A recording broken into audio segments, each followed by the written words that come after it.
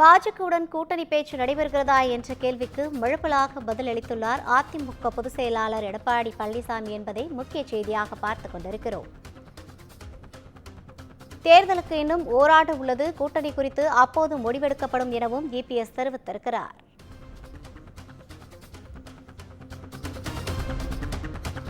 திமுக மட்டும்தான் எங்களது ஒரே எதிரி என எடப்பாடி பழனிசாமி தெரிவித்திருக்கிறார்.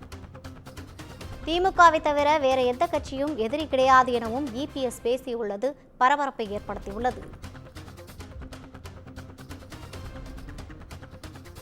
தமிழக மீனவர்கள் இலங்கை கடற்படை தொடர்ந்து கைது செய்வது கண்டிக்கத்தக்கது என இபிஎஸ் தெரிவித்துள்ளார்.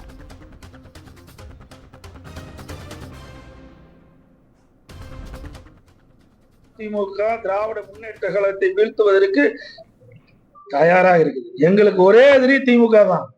மற்ற எந்த கட்சி எங்களுக்கு எதிரி கிடையாது. புரியுதா? திமுக வீழ்த்த வேண்டும், அதுதான் எங்களுடைய குறிக்கோள். ஓட்டுகள் சிதறாம அந்த சிதறுகின்ற ஓட்டுகள் எல்லாம் ஒருங்கிணைந்து திமுக வீழ்த்துவதுதான், மக்கள் விரோத ஆட்சி வீழ்த்துவதுதான் அண்ணா திமுக தலையாய கடமை. அதுதான் நாங்கள் வருகிற 2026 நடக்கும்.